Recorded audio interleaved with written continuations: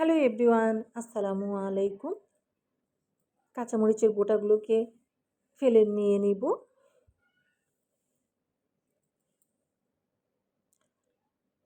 পাতিলের মধ্যে তেল দিয়ে দিলাম, পেঁয়াজ কুচি দিয়ে দিচ্ছি।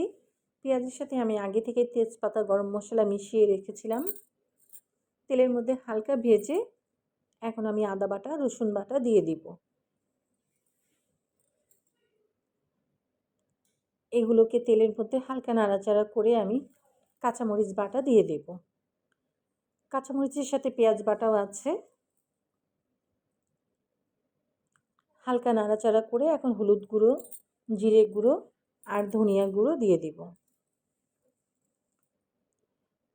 মশলাটাকে ভালোভাবে কষানোর জন্য অল্প একটু পানি দিয়ে দিব। মশলাটা নাড়াচাড়া করে আমি ঢাকনা দিয়ে ঢেকে দিব।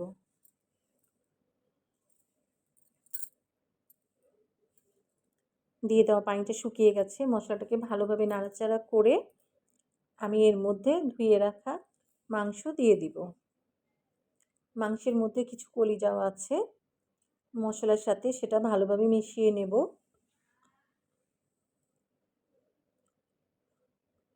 লবণ দিয়ে দিব, অল্প একটু পানি দিয়ে দিব ভালো করে কষানোর জন্য।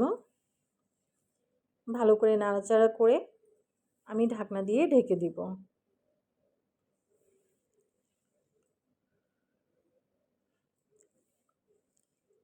কেটে রাখা একটা টমেটো দিয়ে দিব। মাংস বলেন, মাছ বলেন, আমার টমেটো লাগবেই। টমেটো ছাড়া আমি রান্না কল্পনাই করতে পারি না। বাসায় টমেটো না থাকলে যত না খারাপ লাগে, তার চেয়ে বেশি অস্থির লাগে কেন টমেটো নাই। ভালো করে মিশিয়ে নিব মশলার সাথে টমেটো, মাংস। ভালো করে নাড়াচাড়া করে আমি ঢাকনা দিয়ে ঢেকে দিব। চলে আসলাম বেশ কিছুক্ষণ পর। যে পানি দিয়েছিলাম সেটা শুকিয়ে গেছে। এখন নাড়াচাড়া করে আমি ভেজে রাখা আলু দিয়ে দিব। আলুটা আমি আগেই ভেজে রেখেছিলাম। আলু মাংসের সাথে ভালো করে মিশিয়ে নেব। আমি মাংসে ঝোল দেওয়ার জন্য পানি ফুটিয়ে নিয়েছিলাম, সেটা এখন দিয়ে দিচ্ছি। নাড়াচাড়া করে আমি ঢেকে দিব। মাংস হতে থাকুক, চলে যাব আমি ভর্তা রেসিপিতে। কচুর ভর্তা করব। শুকনো মরিচ টেলে নিয়েছি, লবণ দিয়ে মাখিয়ে নিলাম। পেঁয়াজ রসুনও টেলে নিয়েছি, সেটাও মাখিয়ে নিচ্ছি। এখন কচুগুলো পেঁয়াজ রসুন মরিচের সাথে মাখিয়ে নেব। সরিষার তেল দিয়ে দিচ্ছি। কুচি করে রাখা ধনিয়া পাতা সেটাও দিয়ে দিব।